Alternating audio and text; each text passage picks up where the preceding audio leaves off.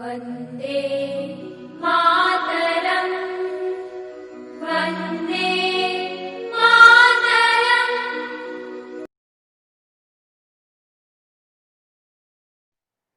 Hello friends, मैं अभी मोरे आप लोगों का स्वागत करता हूं अपने इस यूट्यूब फैमिली में।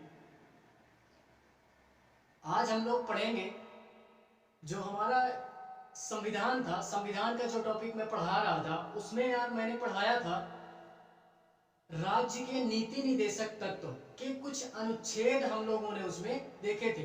ठीक है, उसमें यार हम लोगों ने कुछ अनुच्छेद देखे थे। उसी अनुच्छेद को आज हम डिटेल में उनका अध्ययन करेंगे। वहां पे मैंने केवल अनुच्छेद पढ़ाया था, वहां पे यार मैंने केवल अनुच्छेद पढ़ाया था, जिस वजह से मैंने वहां पे बोला था यार कि जब हम इसको आगे पढ़ेंगे, यानी इसके आगे जब मैं इस टॉपिक को पढ़ाऊंगा यार तो उसको डिटेल में हम उसको अध्ययन करने का प्रयास करेंगे। तो वही टॉपिक आज हमारा है क्या यार, राज्य के नीति निदेशक तत्व। ठीक है, जो हमारा भाग 4 के अंतर्गत आता है और अनुच्छेद 36 से लेकर के 51 के बीच में जितने भी हमारे अनुच्छेद हैं उनको आज हम देखने का प्रयास करेंगे। तो ये हमारा पॉलिटी का सेगमेंट है। किस टॉपिक का? संविधान का। किसमें का? संविधान का। तो आओ यार उसको आज हम देखने का प्रयास करेंगे। ठीक है, राज्य के नीति निदेशक तत्व। राज्य के नीति निदेशक तत्व, इसके बारे में मैं पहले कुछ बेसिक जानकारी देना चाहूंगा। बेसिक जानकारी क्या देना चाहूंगा कि राज्य के नीति निदेशक तत्व ये भाग 4 के अंतर्गत आता है। ये भाग 4 के अंतर्गत आता है। क्वेश्चन में यार ये ऑब्जेक्टिव में पूछ सकता है कि राज्य के नीति निदेशक तत्व किस भाग के तहत वर्णन किया गया है। राज्य के नीति निदेशक तत्वों का किस भाग के तहत वर्णन किया गया है। अगर आप लोग पढ़े हो तो तुरंत टिक मार दोगे, भाग 4 के अंतर्गत इसका वर्णन किया गया है। ठीक है, तो इसका वर्णन भाग 4 के अंतर्गत किया गया है और किस अनुच्छेद तक किया गया है, किस अनुच्छेद से किस अनुच्छेद तक किया गया है। तो 36 से लेकर के 51 के बीच में जितने भी अनुच्छेद हमारे आते हैं वो राज्य के नीति निदेशक तत्वों के बीच में, यानी उनका वर्णन किया गया है। तो हम लोग देखते हैं इसको, क्या देखते हैं, राज्य के नीति निदेशक तत्व। ये टॉपिक आज हम कवर करने का प्रयास करेंगे। कवर हो जाता है यार तो अच्छी बात है, नहीं कवर होता है तो और अच्छी बात है। क्यों? क्योंकि हम अगले नेक्स्ट वीडियो में इसको देखने का प्रयास फिर करेंगे।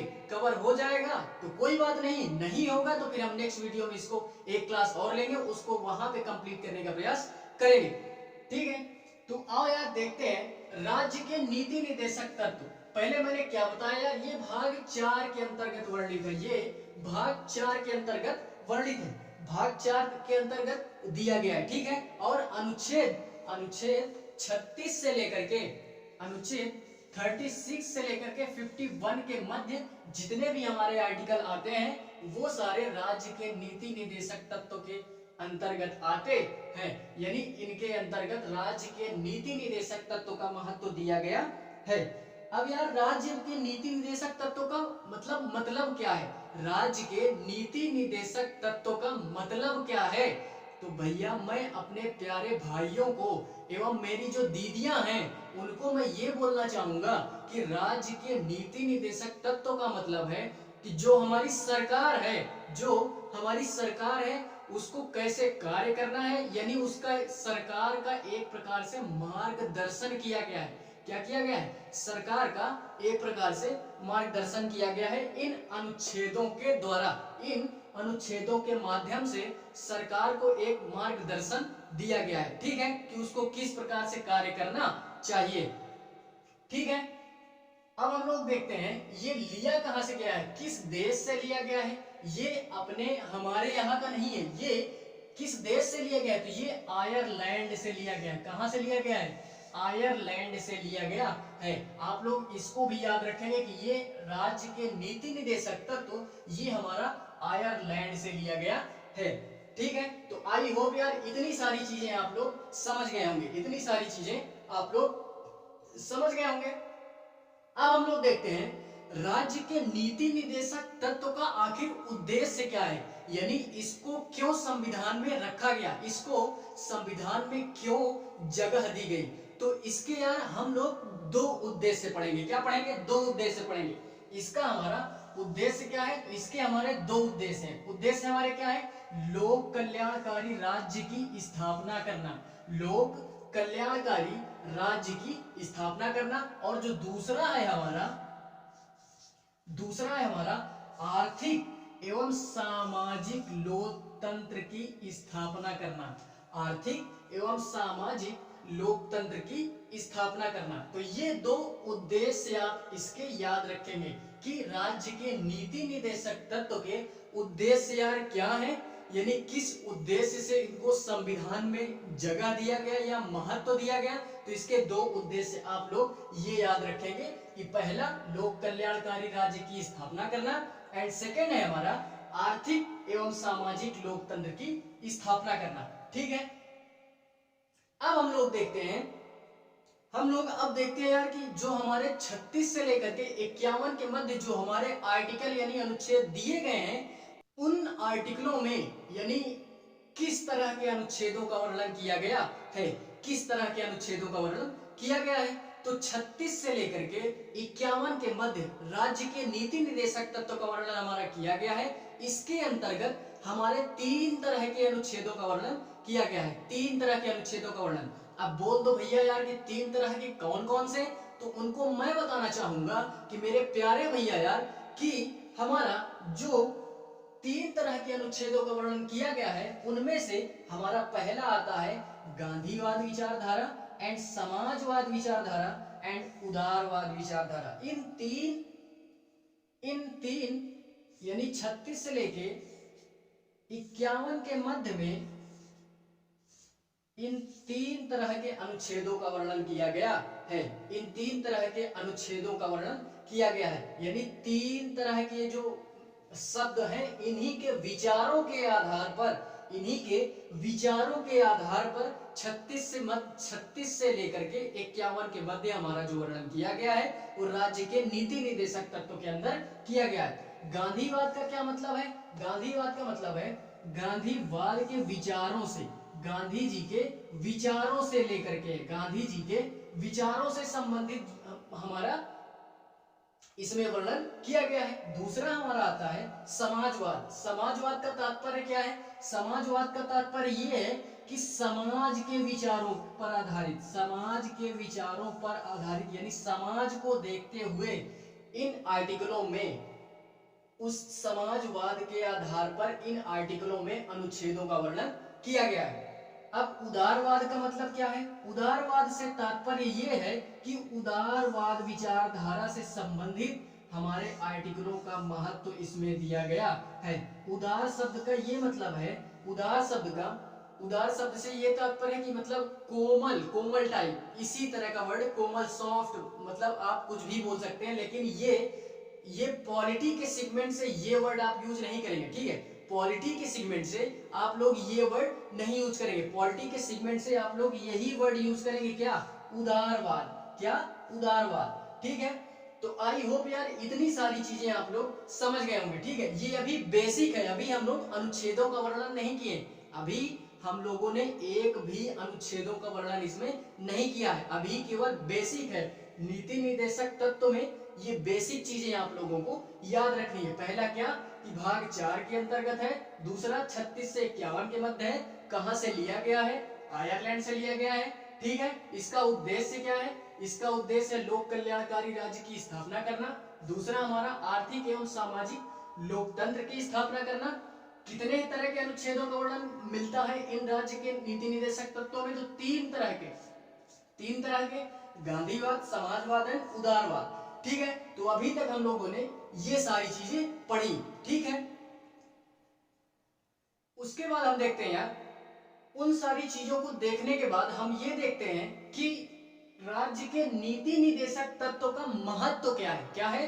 राज्य के नीति निर्देशक तत्व का महत्व क्या है, इसका महत्व क्या है, यानी इसको बनाने का हमारा उद्देश्य क्या था वो हमने जान लिया।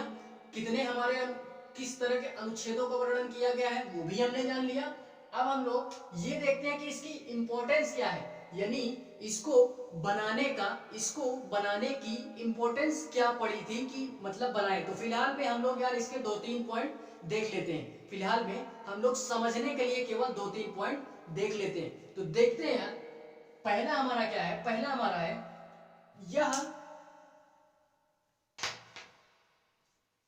यह एक ऐसा भाग है कि इसने प्रस्तावना के उद्देश्यों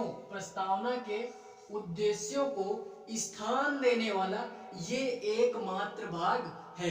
प्रस्तावना के उद्देश्यों का स्थान देने वाला यही एक ऐसा भाग है जिसमें प्रस्तावना के उद्देश्यों का स्थान दिया गया है। ठीक है, अब प्रस्तावना क्या होती है, ये प्रस्तावना की अलग क्लास हम लोग लेंगे जिसमें हम लोग केवल प्रस्तावना को ही देखेंगे। ठीक है, तो पहला हमारा महत्व क्या था, पहला महत्व हमारा था प्रस्तावना के उद्देश्यों को स्थान देने वाला ये एकमात्र भाग है। कौन सा भाग, भाग 4।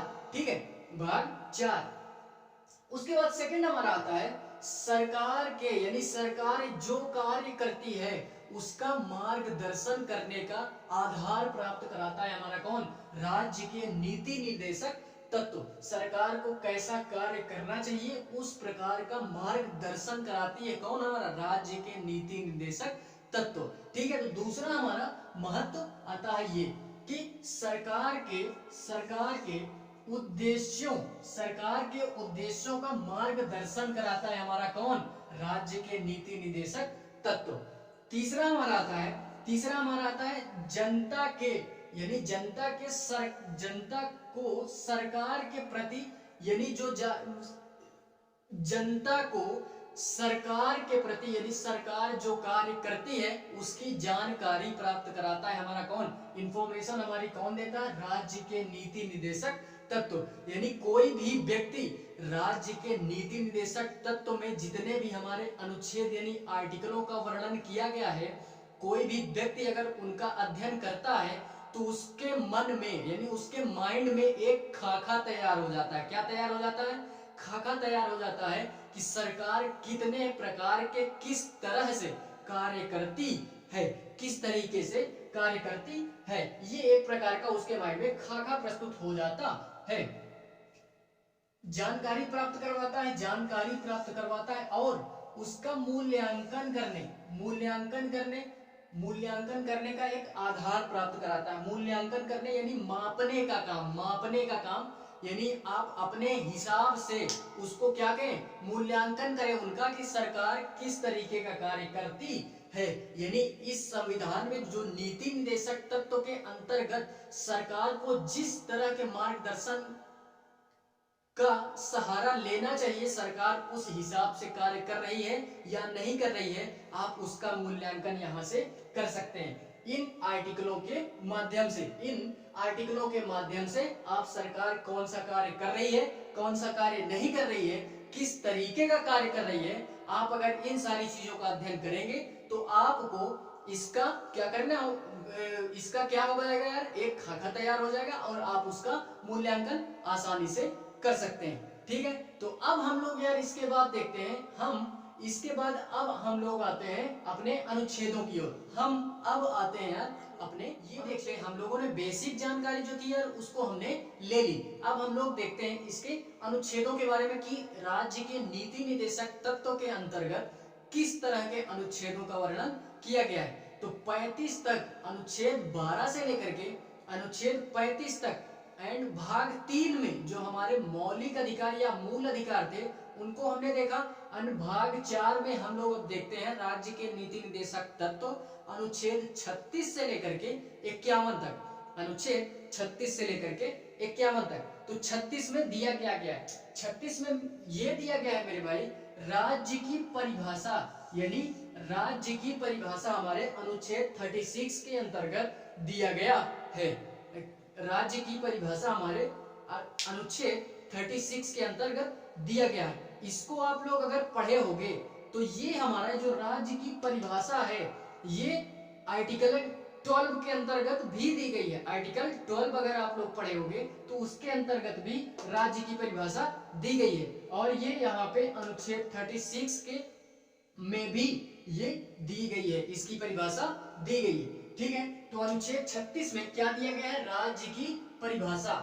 देखते हैं 37 में क्या दिया गया है। 37 में, अनुच्छेद 37 में क्या दिया गया है, तो अनुच्छेद 37 में हमारा कहा गया है कि जितने भी हमारे आर्टिकल हैं राज्य के नीति निदेशक तत्व में, जितने भी हमारे आर्टिकल हैं ये न्यायालय में परिवर्तनीय नहीं होंगे। परिवर्तनीय का मतलब है कि मान लो कि आप लोग ये मान लीजिए कि सरकार अगर कुछ कार्य नहीं कर रही है इन आर्टिकलों के हिसाब से, अब आप सोच लें कि हम न्यायालय में जाकर के याचिका दायर करें, न्यायालय सरकार को या इन अनुच्छेदों को चेंज करेगी, तो आपकी मानसिकता एकदम गलत है। यहाँ पे साफ रूप में यानी एकदम साफ लैंग्वेज में ये बोल दिया गया है कि ये न्यायालय में परिवर्तनीय नहीं होगा। सरकार चाहे जिस हिसाब से काम करे, आपको मूल्यांकन केवल करना है अपने हिसाब से, लेकिन आप ये सोचे कि आपके हिसाब से सरकार चले,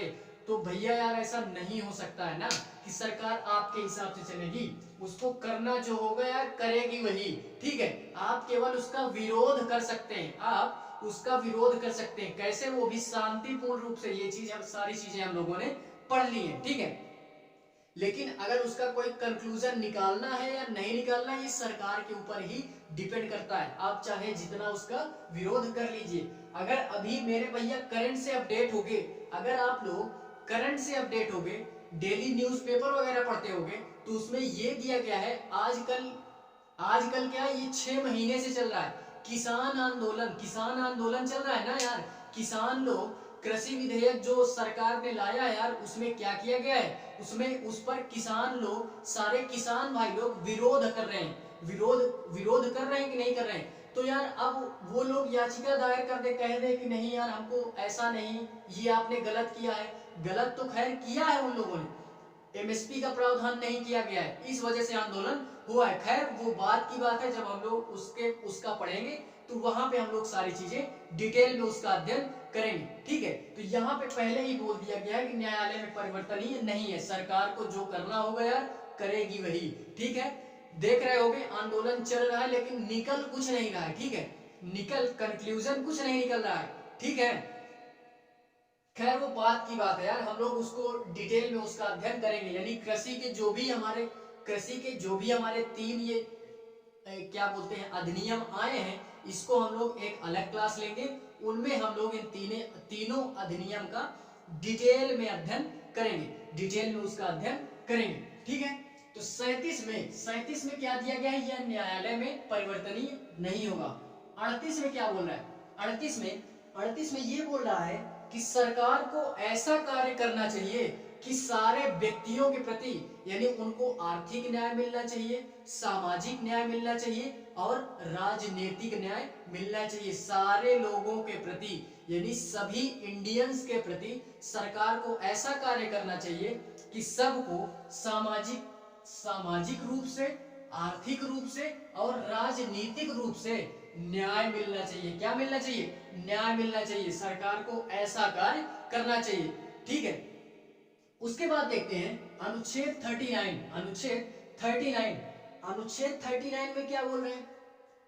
अनुच्छेद 39 में ये बोल रहा है कि सरकार को ऐसा कार्य तो करना चाहिए सामाजिक रूप से, आर्थिक रूप से और राजनीतिक रूप से, लेकिन क्या करना चाहिए, सरकार को इन सारी चीजों के साथ साथ संसाधन, यानी सरकार के तरफ से जो भी हमारी पॉलिसी आ रही है वो सारे व्यक्तियों में बराबर हिस्से में आनी चाहिए। ये नहीं समान रूप से आनी चाहिए, ये नहीं कि किसी को कम दे दिया गया, किसी को ज्यादा दे दिया गया।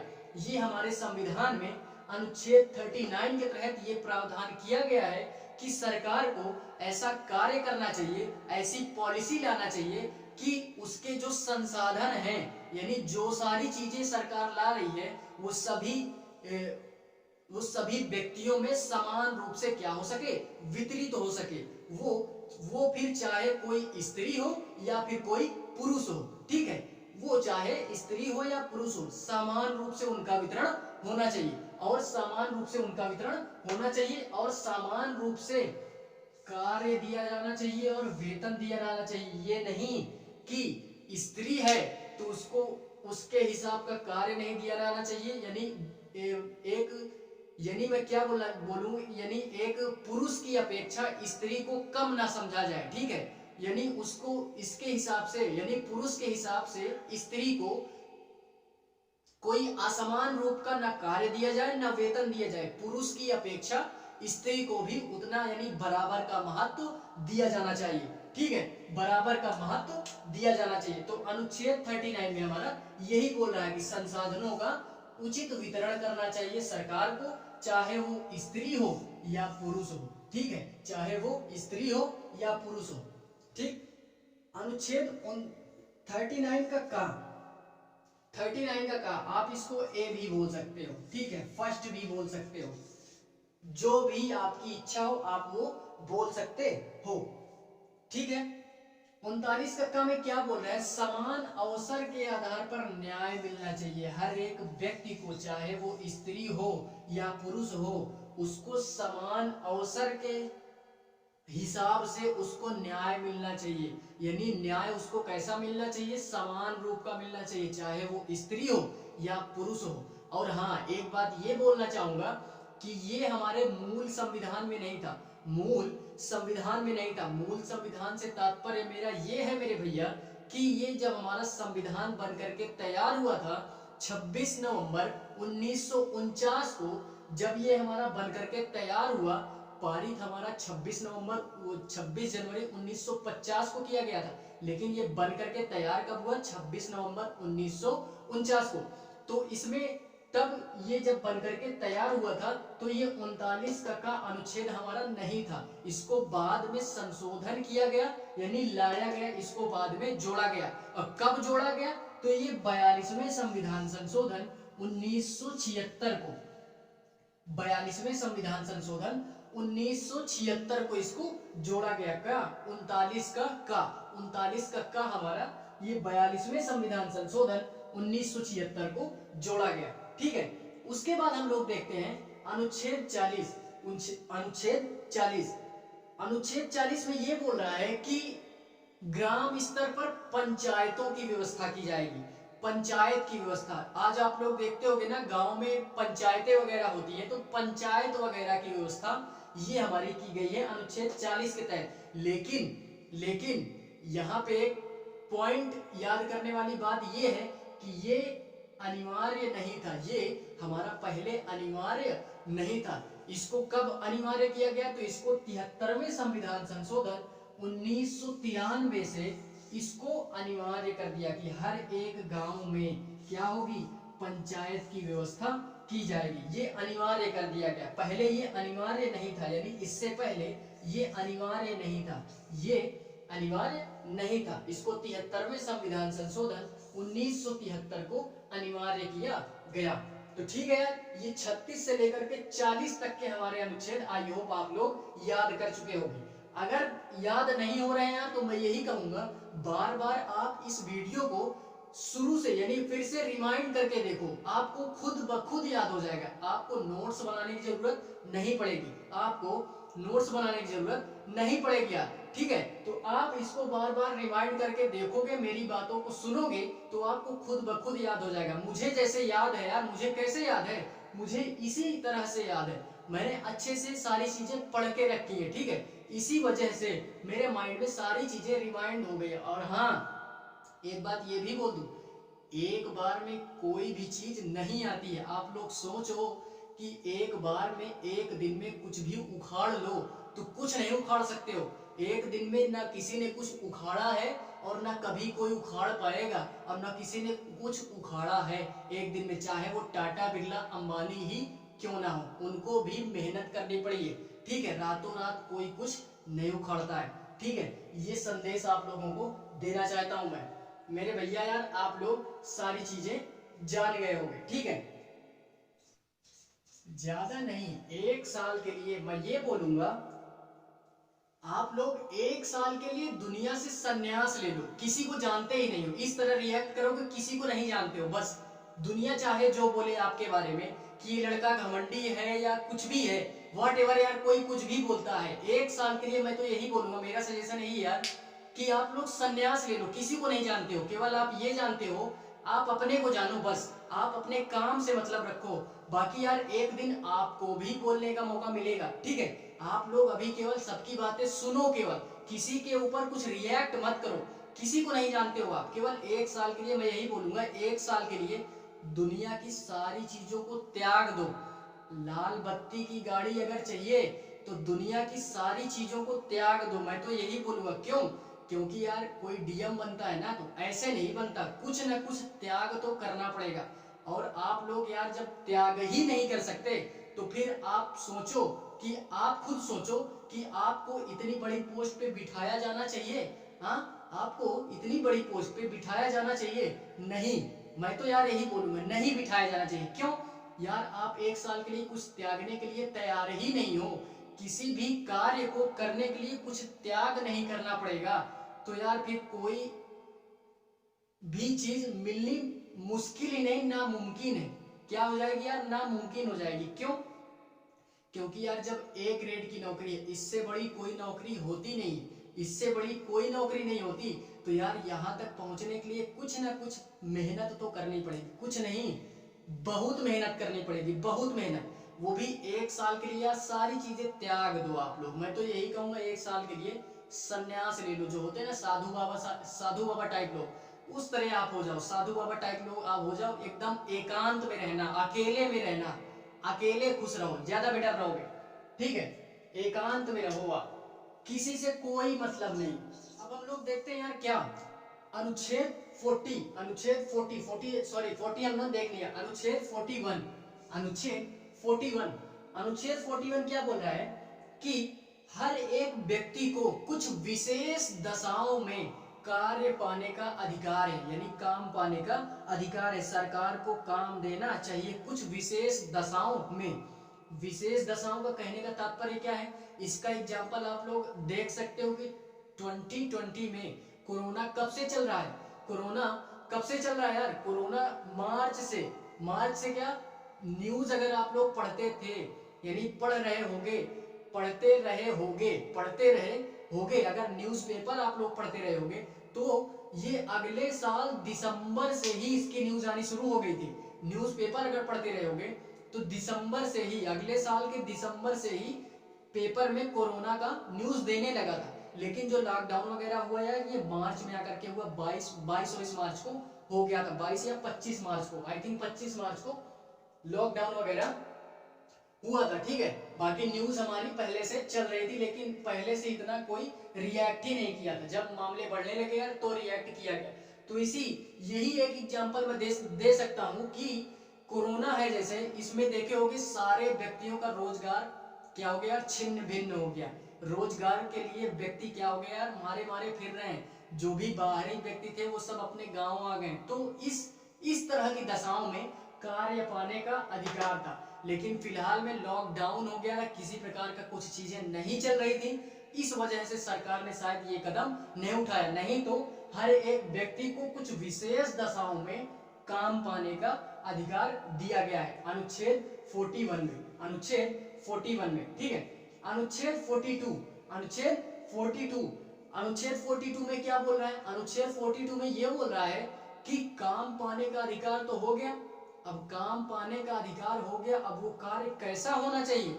इस तरह आप इन दोनों को आप ऐसे याद करो, कार्य तो पा लिए, कार्य मिल गया हमको, अब कार्य मिला तो कैसा मिलना चाहिए?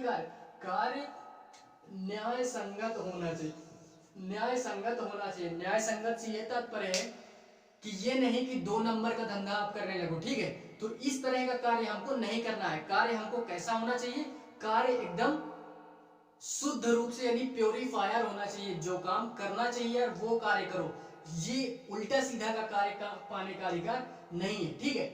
तो ये यही बोल रहा है, कार्य मिला तो कैसा? वो भी न्याय संगत रूप से हमको कार्य पाने का अधिकार होना चाहिए। और उसकी दशा कैसी होनी चाहिए? मानवीय होनी चाहिए, यानी जिस प्रकार से एक मानव को जिस प्रकार का कार्य करना चाहिए उस प्रकार का कार्य दिया जाना चाहिए और उस प्रकार का कार्य करना चाहिए, ठीक है। तो ये अनुच्छेद 42 के अंतर्गत आता है, या 42 के अंदर प्रावधान किया गया है, ठीक है।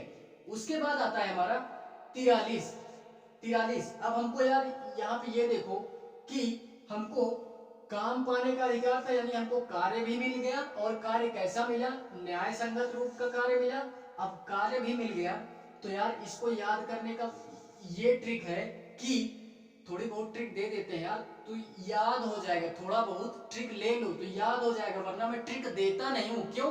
क्योंकि मेरे पास कोई शॉर्ट रास्ता नहीं है। लॉन्ग रूट अपनाओगे तो यार बहुत दूर तक जाओगे, शॉर्ट ट्रिक के चक्कर में पड़ोगे तो कुछ नहीं हो सकता है। शॉर्ट चीजों केवल शॉर्ट टाइम के लिए होती हैं यार, ठीक है। केवल याद करने के लिए बोल रहा हूं। आर्टिकल 43 कार्य भी पा लिया, कार्य कैसा, न्याय संगत। अब न्याय संगत कार्य हो गया तो यार कुछ बहुत मनी होने का भी प्रावधान होना चाहिए, तब तो कार्य करेंगे ना। कुछ बहुत, जब मनी नहीं मिलेगी तो कार्य कौन करेगा, कोई नहीं करेगा। तो वही निर्वाह करने के लिए, यानी जीवन व्यतीत करने के लिए हमको क्या करना चाहिए, उसकी मजदूरी मिलनी चाहिए। क्या मिलनी चाहिए, मजदूरी मिलनी चाहिए। जीवन यापन के लिए मजदूरी मिलनी चाहिए, यानी निर्वाह मजदूरी। अगर निर्वाह मजदूरी नहीं मिल रही है, या मिल रही है तो अच्छी बात है, नहीं मिल रही है, नहीं मिल रही है तो और अच्छी बात है। क्यों? क्योंकि फिर ये होना चाहिए कुटीर उद्योग। कुटीर उद्योग का ये तात्पर्य है, कुटीर उद्योग से ये तात्पर्य है कि हमको घर में कोई कार्य, जैसे कोई व्यक्ति होता है ना कि घर पे कोई कार्य करने लगते हैं। जैसे पहले के थोड़े से टाइम पहले, यानी जब मैं छोटा सा था तो मैंने देखा था यार पलरा वगैरह चलता था। आप लोग अगर पलरा नाम जानते होंगे ठीक है, आप लोग अगर पलरा वगैरह जानते होंगे तो उस तरीके का कार्य जो घर में बैठ करके किया जा सके, ठीक है, तो उस तरीके का कार्य इसमें आता है कुटीर उद्योग में, कुटीर उद्योग में, ठीक है। तो निर्वाह मजदूरी मिलनी चाहिए और कुटीर उद्योग मिलना चाहिए। कुटीर उद्योग से यही तात्पर्य है कि घर में जो कार्य किए जा सके, ठीक है, घर में जो कार्य किए जा सके। उसके बाद हमारा आता है 44, आर्टिकल 44। आर्टिकल 44 में क्या बोला है, समान नागरिक संहिता। हर एक व्यक्ति को यानी समान रूप से नागरिकता दी जानी चाहिए। इंडिया में रह रहे हो तो समान नागरिक संहिता होनी चाहिए। ये नहीं कि आप लोग यहाँ मुंबई में हो तो अलग नागरिकता, यहाँ पे हो इलाहाबाद में हो तो अलग नागरिकता, बाकी व्हाटएवर जहां भी हो अलग अलग नागरिकता नहीं होनी चाहिए। इंडियन हो, बस केवल इतना जानो, इंडियन हो, ठीक है, इंडियन हो आप लोग, तो पूरे इंडिया के व्यक्तियों को एक ही नागरिकता दी जाती है। किस प्रकार की नागरिकता, कि आप इंडियन हो, ठीक है। बाकी वो आप चाहे जिस राज्य से हो, चाहे जिस गांव से हो, चाहे जिस स्टेट से हो, ठीक है। तो ये हमारा 44 है, आर्टिकल 44। 45 पे क्या बोल रहा है, 45 पे बोल रहा है 6 वर्ष से कम उम्र के बच्चों को शिक्षा दी जानी चाहिए। ये हमारा क्या था, ये हमारा 6 वर्ष के उम्र के बच्चों को क्या दी जानी चाहिए, 6 वर्ष से जो ऊपर होंगे। आजकल यार 5 वर्ष की आयु में तो बच्चा पढ़ने जाता है, 5 वर्ष की आयु में तो बच्चा पढ़ने जाता है, ठीक है। तो कम वर्ड ना यूज करो, ये मुझे कम वर्ड नहीं, 6 वर्ष से लेकर के 6 वर्ष से लेकर के जो भी हमारा है 6 वर्ष से ऊपर के बच्चों को क्या दिया जाना चाहिए यार, ये शिक्षा दी जानी चाहिए। ये हमारा जोड़ा गया, ये हमारा यहाँ पे नहीं था, इसको कब जोड़ा गया, तो 46वें संविधान संशोधन 86 अमेंडमेंट एक्ट, ठीक है, कॉन्स्टिट्यूशनल अमेंडमेंट एक्ट जिसको बोलते हैं, कॉन्स्टिट्यूशनल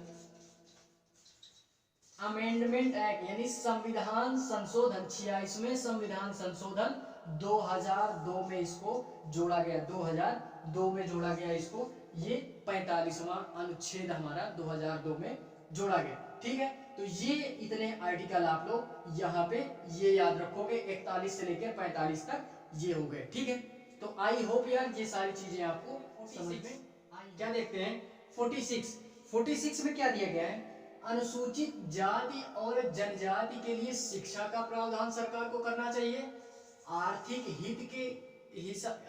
हित के संरक्षण में उसका कार्य करना चाहिए और सामाजिक न्याय के संरक्षण में सरकार को कार्य करना चाहिए, या उसके सामाजिक शिक्षा और आर्थिक हित का प्रबंधन करना चाहिए सरकार को। किसके लिए, एसटी और एससी के लिए, एसटी और एससी के लिए, ठीक है। अनुसूचित जाति और जनजाति के लिए सरकार को शिक्षा का प्रबंधन करना चाहिए, आर्थिक हित का प्रबंधन करना चाहिए और सामाजिक न्याय का प्रबंधन करना चाहिए, ठीक है। तो ये हमारा 46 में दिया गया है। ठीक है, उसके बाद हम लोग देखते हैं 47 में क्या दिया गया है, मद निषेध एवं स्वास्थ्य, मद निषेध एवं स्वास्थ्य और पोषाहार। ठीक है, इसका तात्पर्य क्या है, मद निषेध का मतलब है कि जो भी हमारी नशीली पदार्थ है, नशीली पदार्थ का मतलब ये हो गया जैसे शराब वगैरह हो गया, गांजा हो गया, ड्रग्स हो गया, कुछ भी नशीली चीज हमारी, उसको क्या करना चाहिए, बैन लगानी चाहिए, सरकार को बैन लगानी चाहिए। लेकिन यार हमारी सरकार क्या कर रही है, बैन नहीं लगा रही है इन सारी चीजों में। क्यों? क्योंकि यार आमदनी बहुत ज्यादा है ना। आप लोग यार ऑब्जर्व करो, आप लोग अभी पढ़ रहे हो, आप लोग अगर बाहर निकलो ना तो लोगों को ऑब्जर्व करो। ऑब्जर्व क्या करोगे कि कौन सा व्यक्ति क्या कर रहा है, कौन सा व्यक्ति क्या कर रहा है। आजकल देखोगे आधी से ज्यादा जनरेशन यही में जा रही है। कहां पे जा रही है, यहीं पे जा रही है यार, मद निषेध में ही जा रही है। मद निषेध से मतलब है शराब वगैरह जो भी हमारी नशीली पदार्थ है, सारी चीजें ये इसी में आती है। और बिहार का नाम आप सुने होंगे, बिहार में ये बैन कर दिया गया है। आप लोग अगर न्यूज से अपडेट हो गए तो आप लोग यार जानते होंगे, वहां पे बहुत पहले ही इसको क्या कर दिया गया है, बंद कर दिया गया, यानी बैन लगा दिया गया है। ठीक है, उसके बाद स्वास्थ्य क्या होना चाहिए, पोषित होना चाहिए। स्वास्थ्य क्या होना चाहिए, पोषित होना चाहिए। स्वास्थ्य से रिलेटेड सारी चीजों मार्केट में लाओ ना यार। क्यों नहीं सरकार ला रही है, ला रही है, लेकिन जानते हो स्वस्थ रहना ही नहीं चाह रहा व्यक्ति को एडिक्शन है, सारी चीजों का एडिक्शन है, वो भी अच्छी चीजों का एडिक्शन नहीं है, गलत चीजों का एडिक्शन ज्यादा है। ठीक है, गलत चीजों का एडिक्शन ज्यादा है। इस वीडियो के माध्यम से आज मैं एक ये संदेश देना चाहता हूं कि यार आप लोग अगर कुछ भी खाते हो, नशीला पदार्थ लेते हो, तो यार आज से ही प्रण लो कि नहीं खाओगे। क्यों? क्योंकि यार आपके पीछे भी कोई ना कोई है, आपके पीछे भी कोई ना कोई है। कम से कम अपने लिए नहीं छोड़ रहे हो, उनके लिए छोड़ो, आप लोग उनके लिए छोड़ो यार। क्यों? अभी आपको समझ में नहीं आ रहा है, ठीक है। अगर मैं बताना चाहूं, वीडियो अगर ज्यादा लंबा ना हो यार, तो मैं ये बताना चाहूंगा कि आप लोग जैसे अभी 60 साल की आपकी उम्र है, 60 साल की, ठीक है, अभी आप 20 के हुए हो और आप ये सारी चीजें कर रहे हो, तो अभी आप लोग इधर से कर रहे हो, यानी 20 से 21, 22, 23 इधर से कर रहे हो, तो आपको समझ में नहीं आ रहा। बाकी पूरी जिंदगी अगर आपकी 60 साल की है तो उसमें से पीछे तरफ से यानी 60 से धीरे धीरे जिंदगी अपनी घटाते जाओ। पहले 60, फिर 59, फिर 58, इस तरह समझ लो, घटाते जाओ। आप लोग अगर नशीला पदार्थ कर रहे हो, 60 साल की आपकी जिंदगी है, तो आप जान लो धीरे धीरे आप उधर से घटाते जाओ। किसी दिन ये उधर से आकर के इधर से आकर के दोनों मिल गया तो समझ लो वहीं पे आपका सिस्टम समाप्त हो जाएगा। ठीक है, वहीं पे सिस्टम समाप्त हो जाएगा। समझ गए होंगे तो अच्छी बात है भाई, वरना यार मुझे तो लग रहा है समझदार बंदे को इशारा ही काफी होता है। तो आर्टिकल 47 में यही दिया गया, मद निषेध और पोषाहार, यानी स्वस्थ क्या होना चाहिए यार, पोषित होना चाहिए, अच्छा स्वास्थ्य होना चाहिए। उसके बाद हमारा आता है आर्टिकल 48 में क्या दिया गया है कि कृषि को प्रधानता दी जानी चाहिए, सरकार को कृषि को प्रधानता देनी चाहिए, पशुपालन के लिए प्रधानता देनी चाहिए और दुधारू पशुओं से संबंधित प्रधानता देनी चाहिए। तभी देश का विकास होगा। इसमें और सारी चीजें जोड़ी जानी चाहिए, लेकिन फिर भी जीडीपी में यानी सकल घरेलू उत्पाद में यही सारी चीजें ज्यादा इंपॉर्टेंट होती हैं। इस वजह से इसको यहाँ पे प्रधानता दी गई है। सकल घरेलू उत्पाद में इन सारी चीजों का महत्व ज्यादा होता है, यानी इसी से जीडीपी जो होती है हमारी कैलकुलेट होती है, यही हमारा बढ़ोतरी करता है जीडीपी में। ठीक है, खैर जब हम लोग इकोनॉमिक की क्लास पढ़ेंगे, यानी अर्थशास्त्र जब मैं पढ़ाऊंगा, तो वहां पे मैं सारी चीजें कवर करने का प्रयास करूंगा। फिलहाल अभी हम लोग पॉलिटी पढ़ रहे हैं, यानी राजनीति शास्त्र पढ़ रहे हैं, तो यहाँ पे हम लोग यही चीज पढ़ने का प्रयास करेंगे। दूसरे सब्जेक्ट में हम लोग नहीं जाएंगे। ठीक है, दूसरे सब्जेक्ट में नहीं जाएंगे। उसके बाद आता है हमारा आर्टिकल 48 का ए। 48 का ए, 48 का ए ये हमारा मूल संविधान में नहीं था, इसको जोड़ा गया। कब जोड़ा गया? तो 42वें संविधान संशोधन 1976 को, 42 कॉन्स्टिट्यूशनल अमेंडमेंट एक्ट 1976 में इसको क्या किया गया? जोड़ा गया, यानी आर्टिकल 48 में इसको जगह दी गई। ठीक है, पर्यावरण संरक्षण से मतलब ये है कि पर्यावरण का क्या करना चाहिए? बचाव करना चाहिए। जितना ज्यादा से ज्यादा हो सके पेड़ लगाने चाहिए। ठीक है, जितना ज्यादा से ज्यादा हो सके पेड़ लगाने चाहिए। लेकिन आजकल क्या हो रहा है यार, डेवलपमेंट के लिए यानी विकास के लिए सारी चीजें, यानी देख रहे होगे रोड के किनारे जिस समय रोड बनती है तो सारे पेड़ कटवा दिए जाते हैं, सारे पेड़ कटवा दिए जाते हैं। और जीटी रोडों में आप लोग देखते होंगे यार पेड़ लगे होते हैं, फूल वगैरह क्यों लगे होते हैं? क्यों? क्योंकि यार सरकार जो होती है वो जब पेड़ कटवाती भी है तो लगवाती भी तो है ना। तो वो छोटे छोटे जो पौधे जीटी रोड के बगल में लगे होते हैं, बगल में बीच में, उनको फिर से लगवाया जाता है। इसीलिए लगवाया जाता है यार कि पर्यावरण जितने पेड़ उन लोगों ने काटे उतने पेड़ उन लोगों ने लगवा भी दिए। ठीक है, लगवा भी दिए। तो यही है यार जागरूकता, यही है जागरूकता। ठीक है, तो 48 का ए, 48 का ए ये यही कह रहा है।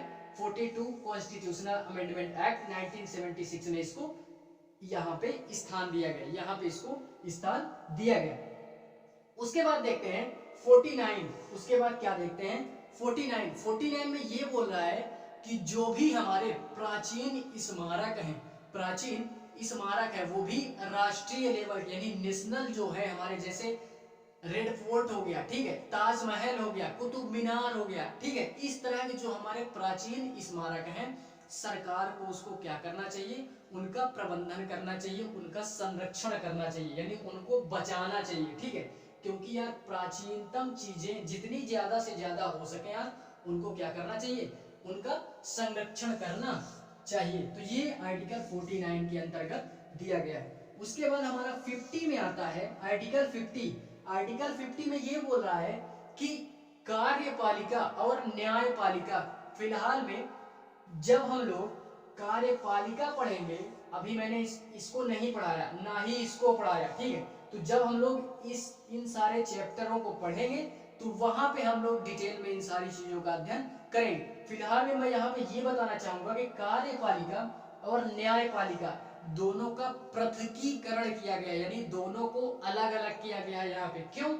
क्योंकि यार कार्यपालिका और न्यायपालिका अगर दोनों मिल जाएगी ना, दोनों अगर हाथ मिला लेंगे आपस में, तो यार देश में फिर न्याय नहीं हो पाएगा, न्याय नहीं हो पाएगा। ठीक है, सबको सही न्याय नहीं मिल पाएगा। फिर वही यार कार्यपालिका में जो भी होंगे, जिनके पास पावर होगी, वो जाकर के यार पैसा वगैरह दे देंगे न्यायालय में, उनका सारा सिस्टम सॉल्व हो जाएगा। ठीक है, तो ये जो न्यायालय है हमारी, ये पूर्ण रूप से स्वतंत्र है।